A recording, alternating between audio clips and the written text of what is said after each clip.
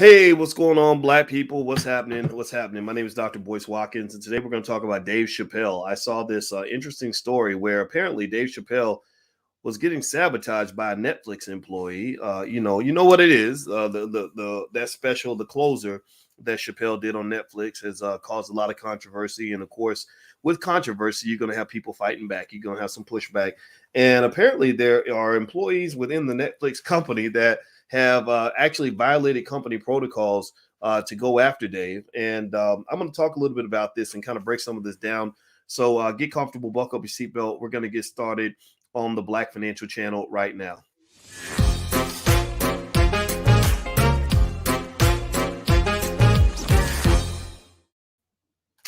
Hey, what's going on, guys? Welcome to the Black Financial Channel. This is theblackfinancialchannel.com. My name is Dr. Boyce Watkins. I'm your friendly neighborhood finance professor.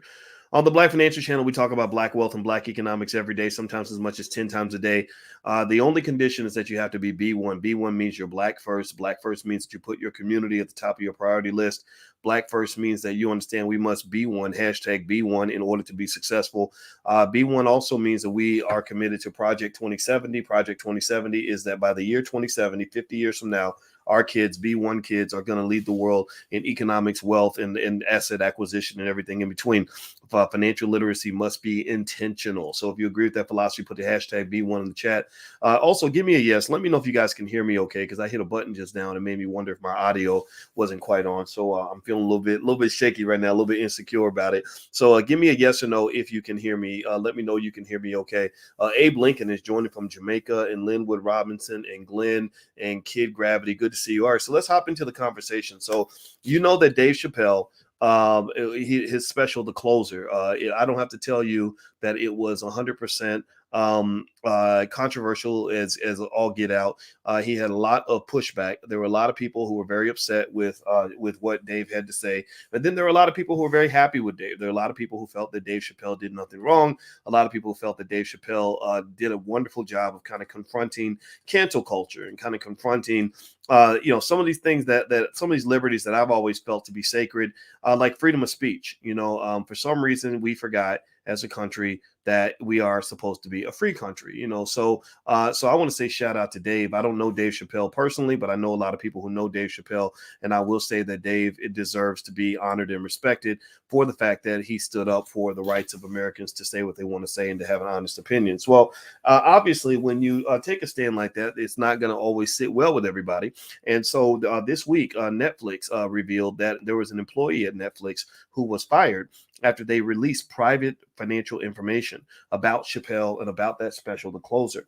And some of it was reported in Bloomberg. And I'm going to break down the financial side of it, and then I'm going to give you a little bit of extra Dr. Boyce breakdown on this to help you understand what's going on and what I'm seeing with all of this. So do me a favor, please hit the thumbs up button, thumbs up, share, subscribe button if you haven't done it yet. Also, make sure you subscribe to the channel. It's very, very important. And don't forget that the All Black National Convention is coming up in just a few days.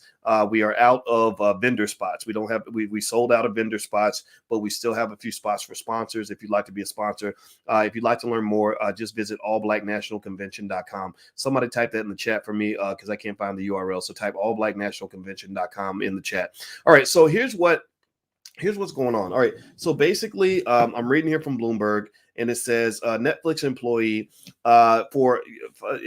fires employee for sharing confidential information. Netflix said it fired an employee for sharing confidential, commercially sensitive information outside the company. A Netflix official said the information was cited in the story by Bloomberg. Bloomberg News spokesperson said the company doesn't discuss how it may have obtained confidential, newsworthy information. So Bloomberg had the information, Bloomberg reported the information, but Bloomberg is not revealing how they got the information. They're not telling anybody what happened or where they got the information from. Now, they said in an October 13th article, Bloomberg cited internal documents that showed that a comedy special by Dave Chappelle had an impact value of $19.4 million, meaning that it cost more than it generated. So they're basically saying that the Dave Chappelle special, The Closer, was it was good. Dave is really funny, but Netflix actually theoretically lost money when they put this special out. That's their argument because they, according to their algorithm, they're arguing that they didn't actually make money from the special, which, that's obviously debatable, but that's what they're saying here. Now, they said Netflix evaluates its programs with an efficiency score that balances a show's reach with its price tag. The article is about employees who questioned the company's handling of comments by Chappelle that were seen as insensitive to trans people. Quote, "We understand this employee may have been motivated by disappointment and hurt with Netflix," Netflix said in an email statement. "But maintaining a culture of trust and transparency is core to our company." Let's see. So basically, what they're effectively saying is that this employee decided to release this information to basically say that the closer, Dave Chappelle special on Netflix, didn't do well and didn't make money. Let me see here now. There's also another article in Bloomberg where they said that Netflix staff raised concerns about Chappelle before its release. The company is dealing with an internal outcry unprecedented in its history. Netflix Inc. employees concerns about offensive material in Dave Chappelle's new comedy special, The Closer, days before its release, warning executives that a series of jokes about gender-neutral pronouns and genitalia of transgender people was potentially inflammatory and damaging. The company's leaders, including global head of TV Bela Bayaria and co-chief executive officer Ted Sarandos, decided that the show didn't cross the line, sparking Netflix's most significant public labor dispute in recent memory. Employees have taken their grievances to internal forums and Twitter. At least 3 were suspended for crashing a meeting, then reinstated following outcry. Now the company is planning to host an internal event with a certain activist named Alok Vaid Menon. Meanwhile, employees are planning to walk out on October 20th. So October 20th, the employees at Netflix are going to walk out over this Dave Chappelle special. Now, let me just say this. From what I'm seeing, I'm really kind of freaking out. I find it very interesting that Netflix is standing by Chappelle as strongly as they are. This really tells me that there's some senior management who are probably a little bit tired of cancel culture and a concern that freedom of speech is being limited when it comes to comedians who are pretty much able to push boundaries, right? Because that's what comedy does. And what's interesting to me is I want you to consider this too, though.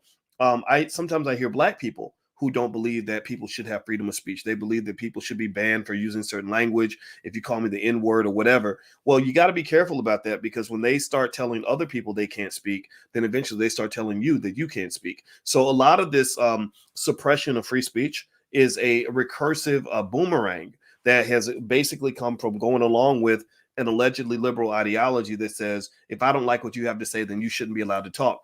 I challenge this openly because where I come from in academia as a professor, the goal typically for good academics, for the good scholars, not the bad ones, not the ones who were just trying to get along with whatever the system was.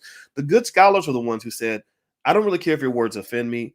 I want to search for the truth. And if you're searching for the truth, sometimes the truth doesn't care about your feelings. The truth doesn't care if it offends you. The truth doesn't care if your feelings are hurt. The truth is going to be the truth, whether you like the truth or not.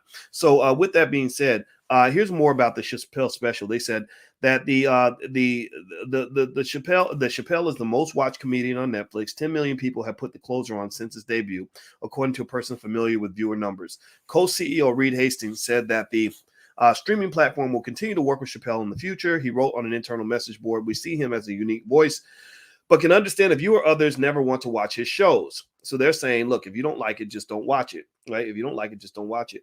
The comedian's popularity comes at a cost. Netflix spent $24.1 million on The Closer, slightly more than the $23.6 million it paid for the 2019 special Sticks and Stones. By comparison, the streaming service spent $3.9 million for Inside, Bo Burnham's recent hour-and-a-half special. The 9-episode Squid Game, which delivered the best debut in Netflix history, cost $21.4 million. So I don't think it's fair necessarily to compare Chappelle to the Squid Game, because the Squid Game was just, I mean, my Lord, the Squid Game was a blockbuster. I mean, my God, has anybody been watching the Squid Game? The Squid Game it's an Asian show, and it's literally the weirdest thing you've ever seen. And I actually really love the show because it really talks a lot about financial issues, and it talks about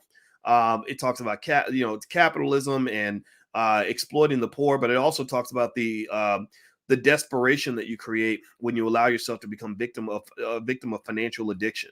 When you dig into financial addiction, then what effectively happens is exactly what we talk about on this platform. That if you know Andre Hatchett, my good buddy out of Atlanta, he used to have the saying of "own or be owned." And so on the Squid Game, you basically got these games that people are playing in order to get out of debt. Right. So imagine a bunch of people that are covered with student loan debt where they say, look, either you're going to die in debt and your life will continue to be miserable, or you can play these games where if you win the game, you get all your debt paid. If you lose the game, then you die, right? And that's literally what the Squid Game does. It literally puts people in this crazy situation where they're playing these little kid games and they're doing it all to get out of debt. So the Squid Game is all about money. It's all about finances.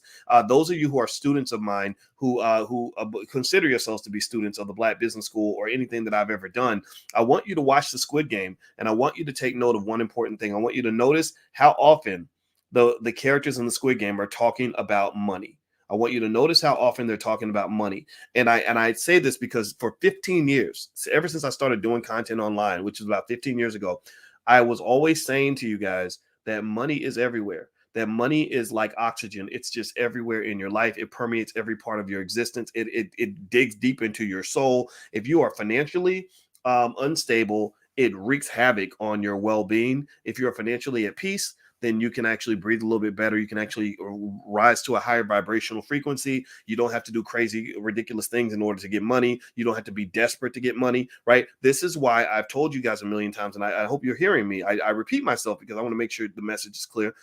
You got to make sure your kids are financially literate and also prepare for their financial future so that they have that space in order to live at a higher frequency. They don't have to sit around and do desperate things for money. They don't have to sell their body for money. They don't have to go sell all their labor for money. They don't have to spend time away from their kids to get money. They don't have to go chasing money, money, money, money, money, money. I need money, right?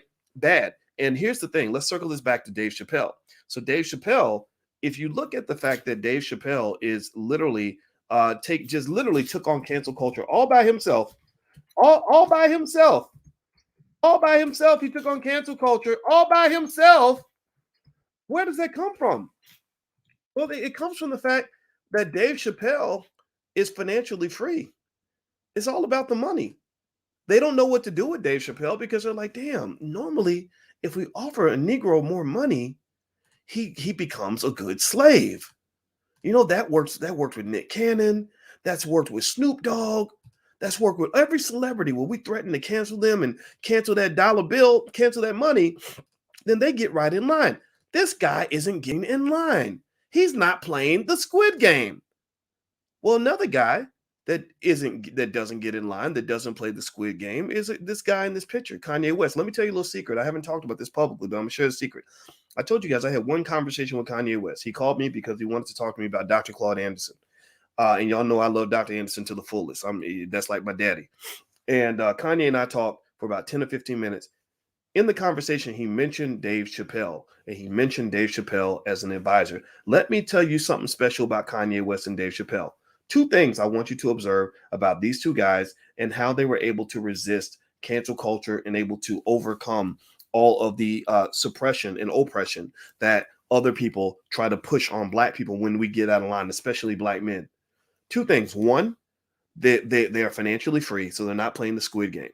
Chappelle's got all the money he needs. He knows how to say, I've got enough. I don't need more money. You can't dangle another 100 million over my head and get me to play your stupid pet tricks because I'm not your pet, right?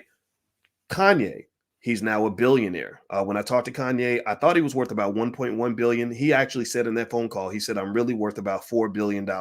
I was thinking that's bullshit. You ain't worth no $4 billion, but I didn't care. It's whatever, right? You're rich. Good for you, right? But I'll be damned if Forbes didn't come out later and revise his net worth to say that he's worth $3 or $4 billion. So the first thing that I want you to notice about these guys, remember, God in the universe gives you your classroom every day. Your lessons that you learn are not in the university campus. They are in the world, right? This is a finance class for your ass right now. I'm giving it to you right now. So number one, both of these guys, because they're financially free and they know how to say, I have enough money, they are not playing the Squid Game. You can't use money as a carrot or a stick to beat them into submission. These guys are technically free. Whether you like them or not, they are free, right? That's what freedom looks like in the celebrity space. Number two, does anybody know anything about Kanye and Dave Chappelle's parents? Kanye and Dave Chappelle, the apple does not fall from the tree. The apple does not fall far from the tree. That's my hint for you. Tell me what you know about Kanye. Here's another hint. What is the profession of Kanye's parents and what was the profession of Dave Chappelle's parents? Somebody put it in the chat for me. What did Donda do? Rest her soul. Let's call Donda into the room. Type Donda in the chat. What did Donda do for a living before she passed? What did Donda's husband, who Kanye's daddy, what did he do for a living? Right? I don't know much about him. They were both professors, if I'm not mistaken. They were both professors. What did Dave Chappelle's parents do for a living? Somebody answer in the chat. I've given you the answer already, so it should be easy. They too were both professors. In fact, I looked up Dave Chappelle's bio. Whenever I want to understand a celebrity, I look up their bio. And let me see if I can find about Dave Chappelle in his background. Do me a favor, hit the thumbs up button. Please hit the thumbs up, share, subscribe button. These platforms are really important because y'all know as well as I do that you don't hear this kind of stuff on every platform. So I hope you'll help us grow. We're up to almost 200 million views total, and we're trying to change the world all by ourselves. So I could really use your help because we need to get some intelligence out here. We need to respect Black intelligence. So listen to this. David Kari Weber Chappelle was born August 24th, 1973 in Washington, D.C. His parents, Yvonne Chappelle Sion and William David Chappelle III, were professors. They weren't ignorant. They weren't stupid people. They were smart. He didn't grow up in a family that glorified ignorance. He grew up in a family that respected Black intelligence. Kanye grew up in a family that respected Black intelligence. So I'm telling you, if you want to know what freedom looks like, look at the picture of Dave Chappelle and Kanye West, who are not bowing to anybody. And they got this power and freedom from respecting the Black intelligence that was passed on to them by their parents and grandparents. Let me keep reading. Let me read more of Dave Chappelle's background. You probably don't know these things. His great-grandfather, Bishop D. Chappelle, was the president of Allen University. So his great-grandfather was the president of a university. Like, so what I'm saying here is this. There is, see, white people ain't scared of thugs because they ain't worried. If you a thug, you just trying to make a rap album, they just lock your ass up and then you don't matter anymore to them, right? They're not afraid of Black people who, are buffoons and clowns and make music and all that. That's entertainment. That's fun for them. They're not afraid of even athletes, and that doesn't bother them. You know what they're afraid of more than anything? They're afraid of intelligent Black men who have courage. They are scared to death of those Black men and women who have intellect and courage, who are demanding their freedom. Because they see this is the spirit of Toussaint Louverture. This is the spirit of all the great liberators. This is the what's my brother's name? The Nate Parker did a movie about him. My Lord, somebody put it in there in the chat because his name's not with me. We need to say his name so he'll come into. Nate Parker made a movie about him. Somebody put his name in the chat so I can remember his name. But that's what that spirit is. That's what that energy is, right? It's that fearless Black intelligence that they fear because if you are intelligent and you're able to think freely and critically, then you can. Nat Turner, thank you, Nat Turner. So let's type Nat Turner in the chat. I want to bring him into the room. I'm bringing his spirit into the room. So Nat Turner, that energy, that intelligent, empowered, fearless Black man who's also a critical thinker is the guy who can see right through your nonsense, and he's not afraid to move forward.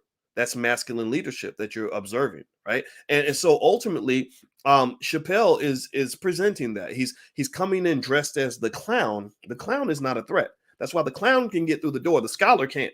They'll kill the scholar, but they'll let the clown in, right? So they'll let the clown in thinking, oh, the clown's here. He's going to tell us jokes. He's going to make us laugh.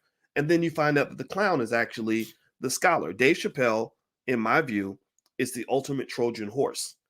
Because Dave Chappelle went in there and did some things that a guy like me could never do.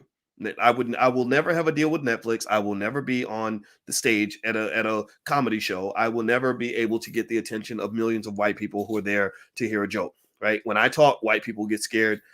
So I loved what Chappelle was doing because I was watching and observing.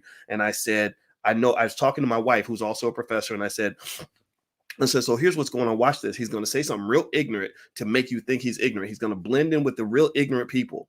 And then he's going to sneak in at the end. He's going to say something super deep. So I love what he's doing. I think it's amazing. I think that he's actually really positioned himself well as a great leader in our society, and I have a tremendous amount of respect for him. All right, so anyway, do me a favor, hit the thumbs up button, hit the share button, hit the subscribe button. Again, the URL for the convention is allblacknationalconvention.com. This is the Black Think Tank. This is the Black Brain Trust. So we are bringing together lots of smart Black people like Teddy Ewing, who is a crypto expert who's flying all the way from Egypt. We have 60 speakers, by the way. Carla Ballard, who has worked with crypto billionaires, and she's one of the best in the world when it comes to cryptocurrency. Jay Ortiz, actually, who's a hip hop artist out of Philadelphia, who actually has one of the first ever NFT art galleries. He's going to be there performing and also talking about his NFT art gallery. People like Lene Javette, a business startup specialist, a brilliant Black woman. Queen Afua, one of the great health experts in our country, an amazing woman. My brother Devon Travell, he created the Black Wall Street game. He's going to be teaching on our children's track. We have a whole educational track for children. So if you bring your kids, you can drop your kids off, and don't worry about your kids. We're going to take good care of them and let them learn. And they're going to walk away transformed from the convention. Also, Victory Boyd, who was going to sing at the season opener for the NFL. They told her she had to get the jab. She gave them the middle finger and kept it moving. But she's an amazing singer. She's been a Rock Nation singer for many years and is extraordinarily talented. Brothers like Al Duncan and Freddie.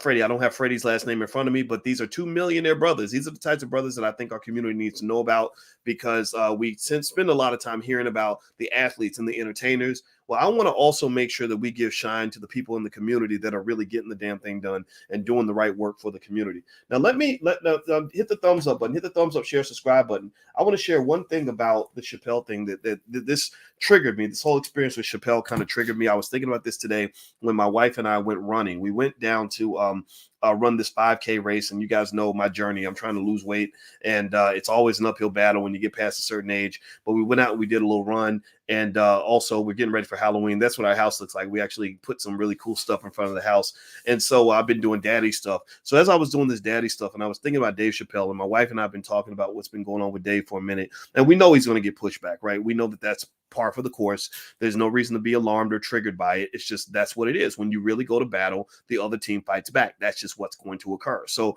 I was thinking about this. Here's what I thought about today. When I thought about Dave Chappelle and Netflix, you know what I thought about? I thought about when I was 15 years old. And when I was 15 years old, here's the deal. I have never in my adult life ever dated a white woman. Not because I hate white people, but because I just love Black women that much. You know, there's things about Black women that you can't replicate anywhere else. And also, I felt that the best way I could be a supporter of the Black community is to commit myself to Black people, right? Whatever that means, right? If that means if I got married, I told you guys 10 years ago before I even started dating my wife, I said, if I get married, it'll be a Black woman, period. I'm not going to fall in love with Becky. I don't accidentally fall in love. I'm very intentional about what I allow myself to get close to. Well, one time one thing I've never mentioned on this platform is that when I was 15 years old, there was a white girl that I liked. And her name was, I think, Kristen or Christy or something. I don't remember. We went to see School Days. Remember that Spike Lee movie, School Days? So we went to see School Days. And School Days, if you haven't seen it, like if you're not old enough to remember School Days, you got to see School Days. You're a Big Brother Almighty, right? So School Days is like a great movie and one of the best of all time. And I highly recommend it if you haven't seen it. I'll pull up some imagery so you can kind of see it. So she was one of those like supposedly cool white people, right? You know, white people who really want to be Black. And so there's School Days. That's some of the imagery of School Days. It was like a real wild kind of crazy show. And this dude right here, I forgot his name, but he's still acting and still kicking ass. And then this sister, I think she's in some stuff. I don't remember names very well, so you got to forgive me. But anyway, long story short, so this white girl, Christine, whatever, I was captain of the track team, and she liked me, and I liked her. I thought she was cute. And at that time, I wasn't real racially sensitive. I just happy to have a girlfriend. I just thought girls were nice. And anyway, so this girl, her father used to come to our track meets, and her father would see me run, and I was pretty fast. I wasn't the fastest ever, but I was pretty fast. Like I would run the 200 meters and get first place. And I remember he's like, wow, you're really fast. And I was like, yeah, thank you, sir. And I thought this guy liked me. Well, he liked me until he found out that I was dating his daughter, and y'all know how that goes, right?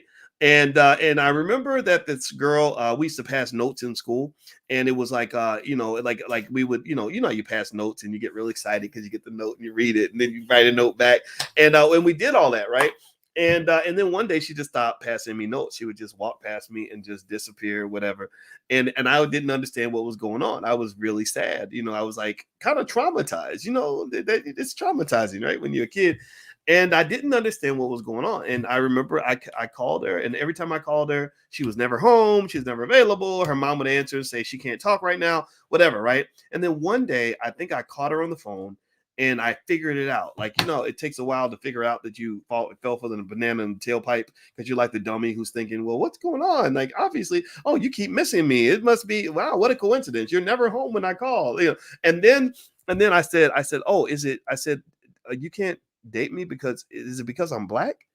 And that's when she just kind of said, yeah, right.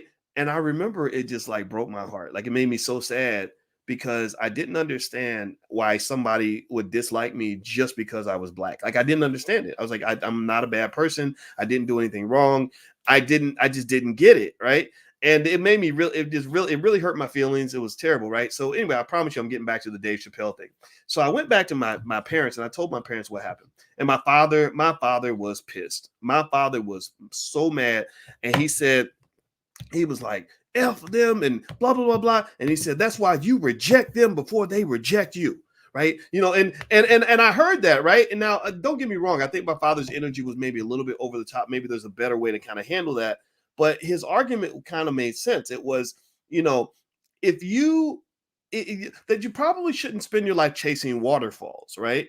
Or you shouldn't spend your time wanting things that don't want you back or wanting to be in places where you're not wanted, right? And this really stayed with me. This really stayed with me as, first of all, I'm gonna tell you the truth. Like I said, I never dated a white girl again. I'd have white girls flirt with me and I'd be like, what does that mean? I don't even know. Like it was of zero interest to me. And then also, like I said, I mean, black women, y'all just so beautiful. It just, there's nothing that really compares to a black woman in my view. And so it was easy. It wasn't hard. But literally, when I started thinking about how I viewed the racism really didn't offend me that much because I started learning the realities of things that people like Dr. Anderson talk about, which is they don't really like your black ass that much, right? And you probably aren't helping yourself by chasing around looking for love in all the wrong places because that is a devaluation of your own self-worth, right? So when you go back to that little girl who didn't want to date me because I was black, well, first of all, F her, right? Like who the hell are you? Like, you ain't all that anyway, right? But if you allow them to kind of do that to you, to say, we're rejecting you, but you're never going to reject us. You want us, but we'll never want you.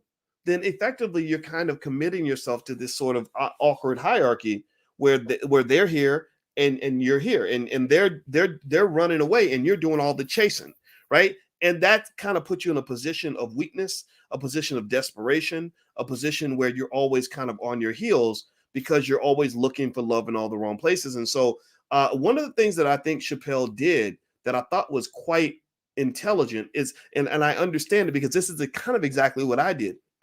I realized, I said, white supremacy can't really hurt me if I reject them before they reject me. Like if I just say, you know what? I don't even want to be like, I've always said this to you guys. A lot of people will come up to me and they say, Boyce, your podcast is doing so well. You're getting millions of views. One day you might be mainstream. And honestly, I used to say, fuck the mainstream. Why the hell I want to be mainstream? They need to come over here. If they want to be in this space, they have to earn the right to be in my space. I don't have to earn the right to be in their space because I am good enough. What we have here is good enough. What we're doing over here is good enough. It's not just good enough. This is Black excellence, and Black excellence is unmatched by anything that's ever been created in the history of this world, as far as I'm concerned. So the mainstream can kiss my whole entire black ass. I'm not begging CNN to put me on TV. I don't give a damn. I have turned down national television interviews. I don't care about mainstream media. I don't care about anything that they have going on. In fact, I care so little about it that I'm not even mad about it. I don't sit over here saying, man, I'm just as talented as them. They put him on TV, but they won't put me on TV. No, I don't want that because that's a trap. That's a trap. The minute you get to the point where somebody has something that you need and that you're addicted to, then they control you. You are the addict and they become the pusher. And never in the history of dope addiction has an addict ever had more power than the pusher. Seriously. So don't one of the things that Chappelle did that I believe was awesome, and he probably learned this from his really smart parents, is he rejected them before they could reject him. He said, take that 50 million and I need you to find your butthole and I need to shove that 50 million right all the way up your entire ass because I don't need any of that money. He talked about that. He said, I walked away from 50 million. And a few of y'all said that makes sense. But there's always those people out there that say, why would you walk away from 50 million?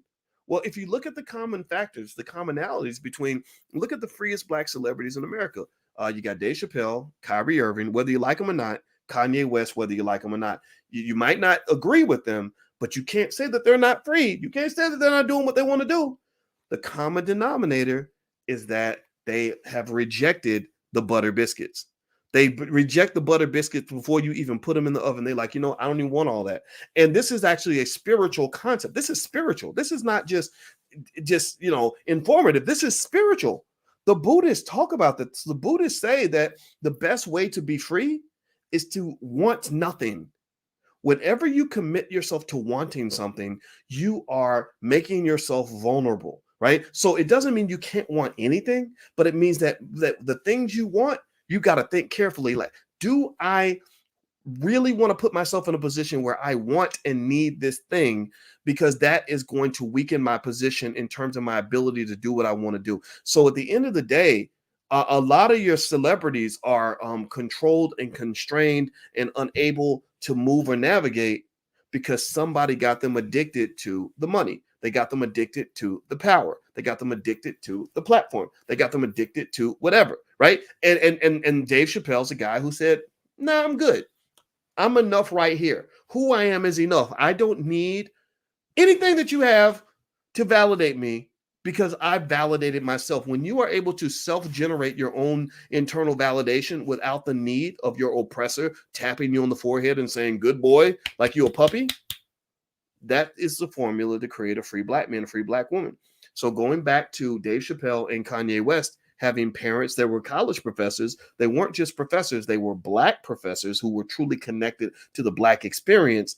The reason that they're able to stand firm in a world full of flimsy Negroes is because somebody told them who they were when they were little babies, right? So they don't need the white man to tell them who they are. Dave Chappelle does not need anybody to tell him that he's a brilliant comedian. He knows he's the GOAT, right? So shout out to the GOAT. And Dave Chappelle has only ascended further into the heavens of the greatest comedians of all time with what he just pulled off. He might actually have just passed up Richard Pryor because as great as Richard Pryor was, that level of consciousness wasn't quite as much there with Pryor. But then again, if you know Pryor's history, that poor guy went through a lot. So I'm not dissing him at all. Okay, so pay attention, black people. This is the formula for freedom. This is the formula for success. That other stuff, don't go chasing waterfalls. Stick to your rivers and your lakes that you're used to. To quote my cousin, who's actually in TLC, y'all know I told y'all about that. That's really, I think, a good model for black people who want to be free. Okay, stop wanting things that are controlled by your oppressor because that puts you in a vulnerable position. All right, got it? Give me a yes in the chat if you get what I'm saying. All right, guys. I'm going to head on out of here. Follow me on Instagram. My Instagram is The Real Boyce Watkins. I need more intelligent black people to follow because I kick stupid people. I kick them out. So please follow me if you like intelligent conversations on Instagram. Also, BoyceWatkins.com. If you go there, you can get a free e-copy of my book, It Takes a Village to Raise the Bar. It's a short read, but it is totally free. So feel free to go take a look at the book. And I'll also send you some free information about economics and wealth and everything in between because you guys know my PhDs in finance and I love teaching and sharing and helping you guys solve problems. All right. So, and of course, last but not least, I got to mention the All Black National Convention. So if you want to take a look at the convention, go to allblacknationalconvention.com. We do have virtual tickets, but we would love for you to come down physically to Orlando. We sold out of the discounted hotel rooms and we sold out of the vendor spaces, but there are some sponsor spaces available. And I think the hotel does have some regular priced rooms and there are some lower cost hotels in the area. So we're going to put a list of some lower cost hotels there. So come down, bring your kids, bring your church group. College students get in free with with a valid student ID. And the Black Brain Trust will be gathering. We got 60 speakers who are high octane, intelligent Black people who are there to solve problems, because we ain't playing. We're getting it done. We're making it happen, and we don't need nobody's help. So God bless you. Take care, everybody. And shout out to Dave Chappelle. If you watch this video, Dave, I'm very proud of you, and I look forward to talking to you one day in the future. So take care, everybody. I'll talk to you soon. Love you guys. Peace.